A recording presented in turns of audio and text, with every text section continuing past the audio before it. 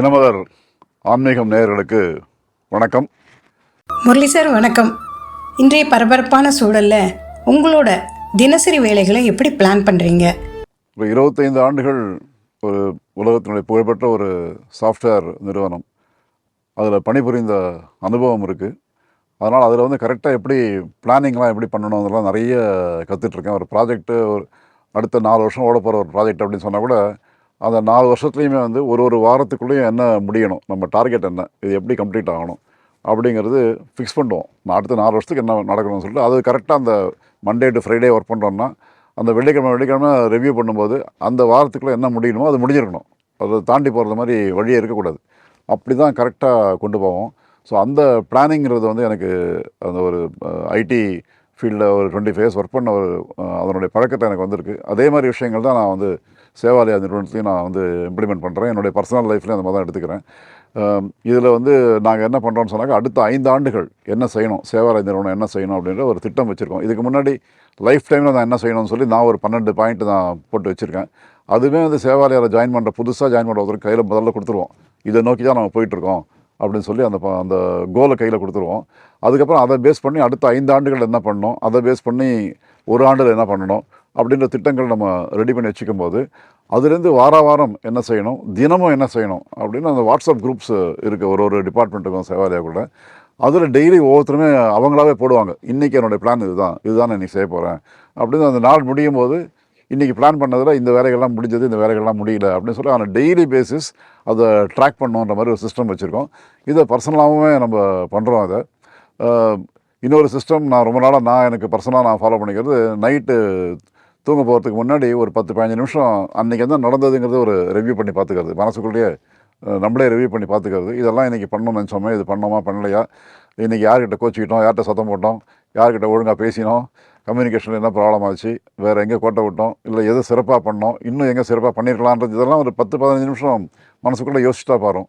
அதில் நமக்கு ஒரு ஐடியா கிடைக்கும், இதில் எங்கே நம்ம தவறி இருக்கோம், நாளைக்கு எதை இம்ப்ரூவ் பண்ணணும் அப்படிங்கிற ஒரு ஃபீலிங் வந்துடும். அதை மறுநாளைக்கு நம்ம மனசுக்குள்ளே வச்சுட்டு கொண்டு போகிறோம்னு சொன்னாலே எவ்ரிடே நமக்கு ஒரு இம்ப்ரூவ்மெண்ட் தெரிஞ்சிட்டே வரும். இந்த மாதிரி சில சிஸ்டம் நான் ஃபாலோ பண்ணுறதால தான் டைம் நிறைய இருக்குது, நிறைய விதமான வேலைகள் செய்ய முடியுது.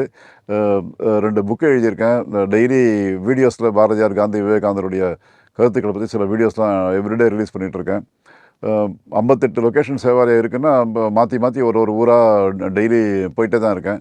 போய் பல இடங்களில் போய் பார்த்து அங்கங்கே நடக்கக்கூடிய நிகழ்ச்சிகளில் கலந்துக்கிறது, என்ன நடக்குதுன்றதை ரிவ்யூ பண்ணுறது, இதெல்லாமே தொடர்ந்து பண்ணிகிட்டே இருக்கேன். அண்டு கான்ஸ்டண்ட்டாக ஆன்லைனில் இருக்கேன்.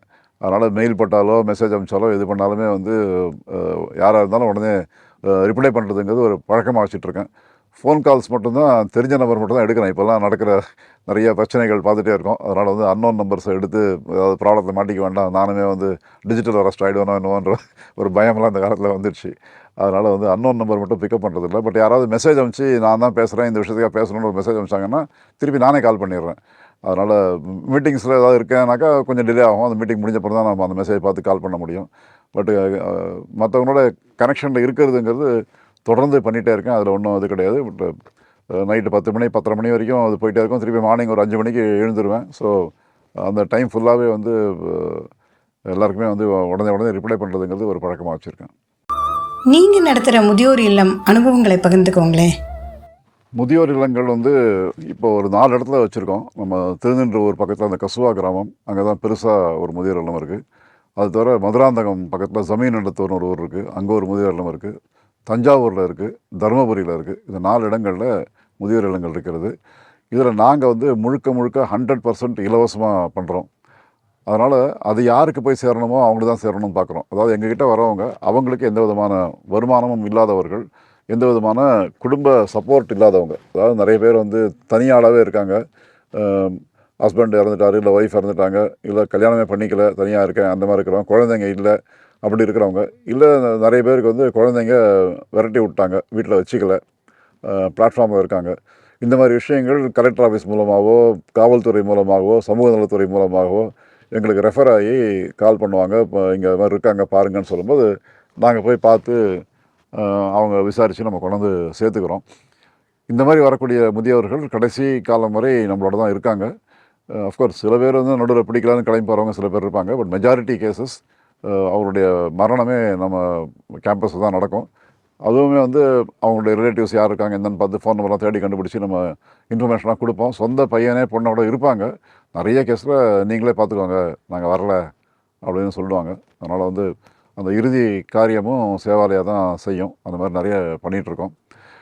நிறைய பேர் ரொம்ப வந்து உறவுகளெல்லாம் பொய்த்து போன விஷயங்கள்லாம் நிறைய நம்ம பார்க்குறோம்.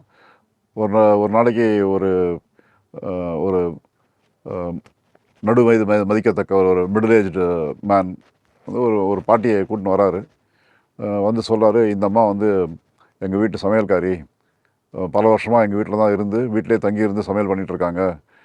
இப்போ வயசாகிடுச்சு, அவங்களுக்கு கண்ணெல்லாம் சரியாக தெரியல, அதனால் இப்போ அவங்களாம் சமைக்க முடியல, என்ன பண்ணலான்னு தெரியல, எங்கே அனுப்பலான்னு தெரியல.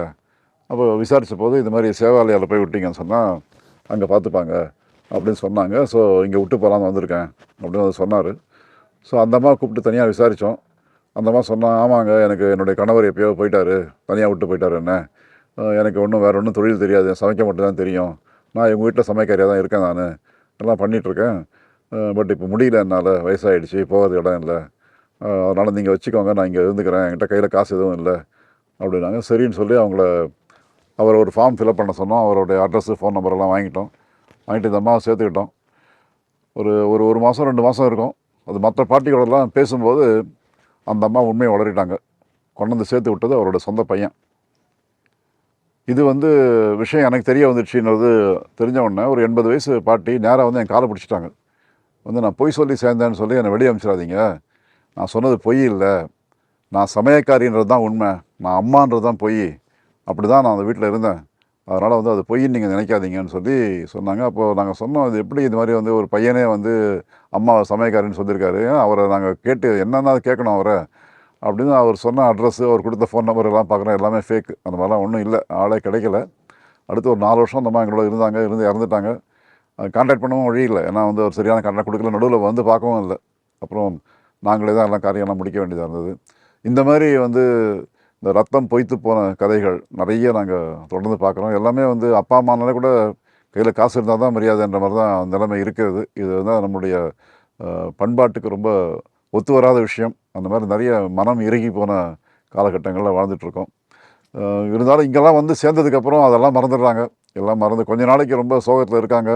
அதுக்கப்புறம் என்னை பார்த்து நீ தான் என் பையன், என் பையன் விட்டு போயிட்டான், நீ என்னை பார்த்துக்கணும் அப்படின்னு சொல்லி எனக்கு வந்து ஒரு பெரிய பேரண்ட்ஸ் கூட்டமே, பெரிய கூட்டம் எனக்கு இருக்க மாதிரி, அப்பா அம்மா இருக்க மாதிரி அவங்களோட இருக்க வேண்டியதாக இருக்குது. இந்த குழந்தைங்க கூட இருக்காங்க, ஆர்ஃபன் சில்ட்ரன், அவங்களுக்குமே வந்து யாரும் சொந்த பந்தங்கள் இல்லைன்னும் போது அவங்களோட கூட சேர்ந்து விளையாடுறது, பார்க்குறது, அவங்க விளையாடுறது, இவங்க வேடிக்கை பார்க்குறது, அவன் படித்தானா இல்லையா அவனை விசாரிக்கிறது, இவங்க பசங்க போய் தாத்தா பாட்டிங்கிட்ட மருந்து சாப்பிட்டியா, டாக்டரை பார்த்தியான்னு அவன் கேட்குறது.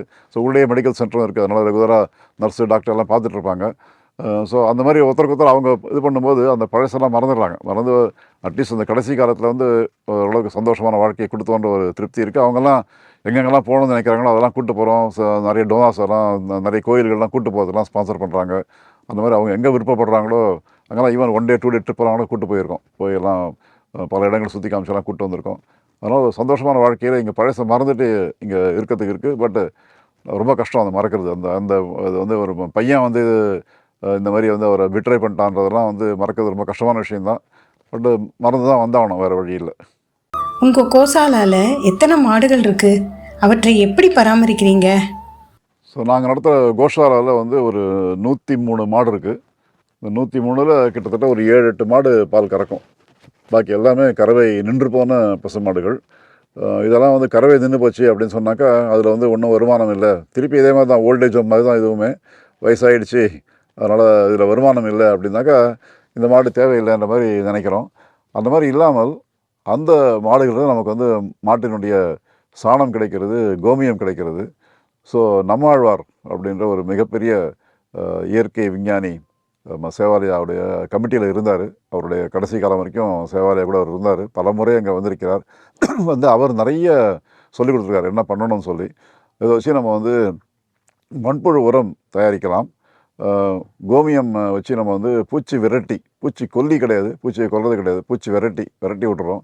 அந்த மாதிரி பூச்சி விரட்டி தயாரிக்கலாம். இன்னும் பல பொருட்கள் தயார் பண்ணலாம். இதெல்லாம் நம்மாழ்வார் சொல்லிக் கொடுத்த மெத்தடை ஃபாலோ பண்ணி நாங்கள் அதெல்லாம் பண்ணிகிட்ருக்கோம். இதை ரெடி பண்ணி நம்ம பண்ணோம்னாக்கா அந்த ஆர்கானிக் ஃபார்மிங் அங்கே பண்ண முடியும். நம்ம வந்து உரம் காசு கொடுத்து வாங்க வேண்டிய அவசியமே இல்லை. நிறைய வாழை, தென்னை, கத்திரிக்காய், வெண்டைக்காய், முருங்கைக்காய், இந்த மாதிரி பச்சை காய்கறிகள் நிறைய போட்டு வச்சுருக்கோம். பப்பாளி பழம் நிறைய வருது. இந்த மாதிரி வந்து நம்ம அங்கே வச்சுருக்கும்போது அதற்கான உரம், அதற்கான பூச்சி விரட்டி இதெல்லாமே வந்து இலவசமாக நமக்கு மாட்டுக்கிட்டேருந்து எல்லாம் கிடச்சிடுது. அதனால் வந்து அந்த மாடு ஏதோ ஃப்ரீயாக தீவனம் சாப்பிட்டு போயிடுச்சு, பால் கொடுக்கல, அது மாதிரி கிடையாது. அதை விட பாலுக்கு ஈக்குவலான அமௌண்ட்டு அது வந்து நமக்கு வந்து இந்த உரத்தில் அது கொடுத்துருது. நம்ம வந்து அது பயோகேஸ் பிளான்ட் போட்டிருக்கோம். அதுலேருந்து கேஸ் ப்ரொடியூஸ் ஆகுது. கிட்டத்தட்ட ஒரு நம்மளுடைய கேஸ் தேவைக்கு ஒரு பாதி கேஸ் வந்து நம்ம ஃப்ரீயாகவே வந்து மாட்டுக்கிட்டேருந்து கேஸ் வந்துடுது. அந்த பயோகேஸ் பிளான்ட்லேருந்து கேஸ் வந்துடுது. அந்த மாதிரி அதை பயன்படுத்திக்கிறோம். ஸோ இது நிறைய பேர் வராங்க. நிறைய பேர் வந்து கோ பூஜை பண்ணணும் அப்படின்னு சொல்லி வராங்க. கோ தானம் பண்ணுறது அப்படின்னு அவங்கவுங்க வீட்டில் பெரியவங்க யாராவது தவறிட்டாங்கன்னு சொன்னால் அவங்க நினைவாக ஒரு பசுமாடை வாங்கி நாங்கள் கொடுக்குறோன்னு சொல்லி அந்த கோதானம் பண்ணுறது அந்த மாதிரி வராங்க. பல இடங்களில் வந்து கறவை நின்று போன மாடு இருக்குது, இது வந்து கசாப்பு கடைக்கு போயிட்டுருக்கு, அதை பிடிச்சி நிறுத்தியிருக்கோம், வந்து எடுத்துக்கோங்கன்னு சொல்கிறாங்க. அந்த மாதிரி போய் ரெஸ்கியூ பண்ணியும் கொண்டு வந்திருக்கோம். ஸோ அந்த மாதிரி மாடுகளும் வந்திருக்கு. இந்த கோதானம் பண்ணக்கூடிய மாடுகள் வந்து பால் கறக்கக்கூடிய மாடுகளாக அதை கொடுப்பாங்க. அது நம்மளுடைய குழந்தைங்க, தாத்தா பாட்டிங்க, அங்கே இருக்க ஸ்டாஃபு எல்லாம் கிட்டத்தட்ட ஒரு நாளைக்கு 1400 பேருக்கு சாப்பாடு ஆகுது அங்கே. ஸோ அவ்வளோ பேருக்கு பாலும் தேவைப்படுது. அந்த பாலுக்கும் அது பயன்படும். அந்த மாதிரி பல வகையான பயன்கள் நமக்கு நிச்சயமாக இந்த கோமாதா மூலமாக கிடைக்குது. சேவாலயா நிறுவனத்தை அடுத்து என்ன மாதிரி கொண்டு போகணும்னு நினைக்கிறீங்க சார்? சேவாலயாவுடைய அடுத்த ஸ்டேஜ் அப்படின்னு பார்த்தாக்கா, நம்ம வந்து இப்போது +2 வரைக்கும் ஸ்கூல் இலவசமாக நடத்திட்டு இருக்கோம். இதுக்கு மேலே போகிறவங்க காலேஜ் போய் படிக்கணும்னு நினைக்கிறவங்க அவங்களுக்கு பல காலேஜஸில் எங்கெங்கெல்லாம் அவங்களுக்கு அட்மிஷன் கிடைக்குதோ அங்கெல்லாம் சேர்த்து விட்டுட்டு அவங்களுக்கு ஹாஸ்டல் போனதும் ஹாஸ்டல் ஃபீஸு, அவங்க தங்கறதுக்கான செலவுகள் ப்ளஸ் காலேஜ் ஃபீஸு எல்லாமே ஏற்பாடு பண்ணி கொடுத்து மேலேயும் படிக்க வச்சிட்ருக்கோம். ஸோ இதை வந்து ஏன் சேவாலயாவே வந்து ஹையர் எஜுகேஷனுமே ஏற்பாடு பண்ணக்கூடாது அப்படிங்கிற எண்ணத்தில் இருக்கோம். நம்மளே வந்து ஒரு காலேஜ் ஸ்டார்ட் பண்ணி நம்மளே ஒரு யூனிவர்சிட்டியாக அதை டெவலப் பண்ணி கொண்டு போக முடியுமா? அதாவது இது வந்து ஏழைகளுக்காக, ஆதரவற்ற குழந்தைகளுக்காக நடக்கக்கூடிய முழுக்க முழுக்க இலவசமான ஒரு பல்கலைக்கழகம். அந்த அளவுக்கு அதை கொண்டு போக முடியுமான்றது ஒரு பக்கம் யோசித்து அதுக்கான முயற்சிகளில் இறங்கியிருக்கோம். அதற்கான ஃபண்ட்ஸு, அதற்கான இடம் எல்லாம் கிடச்சதுன்னு சொன்னாக்கா அதை செய்கிறதுக்கும் நாங்கள் தயாராக இருக்கோம். அதே மாதிரி மெடிக்கல் ஃபீல்டில் வந்து நிறைய சின்ன சின்ன ஹாஸ்பிட்டல்ஸ், சின்ன சின்ன medical clinics, mobile medical units அந்த மாதிரி பண்ணிகிட்ருக்கோம். இதெல்லாம் இல்லாமல் ஒரு பெரிய ஹாஸ்பிட்டலாக கட்ட முடியுமா? அதுவுமே இயற்கை மருத்துவத்திற்காக செய்ய முடியுமா அப்படின்னு சொல்லி அதற்கு ஒரு நன்கொடையாளர் இடம் கொடுத்துருக்காரு. இப்போது மேல் சீத்தலைன்னு ஒரு கிராமம் இருக்குது தூத்துக்குடி பக்கத்தில். அந்த இடத்துல கொஞ்சம் இடம் கொடுத்துருக்காரு. அந்த இடத்துல வந்து அந்த மாதிரி ஒரு இயற்கை முறையில் நடக்கக்கூடிய ஒரு ஹாஸ்பிட்டல், ஒரு ப்ராப்பர் ஹாஸ்பிட்டல் கட்டணும். நம் நாட்டு இந்திய நாட்டு மருத்துவ முறையில் நடக்கக்கூடிய ஹாஸ்பிட்டலாக இருக்கணும் அப்படிங்கிற முயற்சியிலையும் அதுலேயும் இறங்கியிருக்கோம்.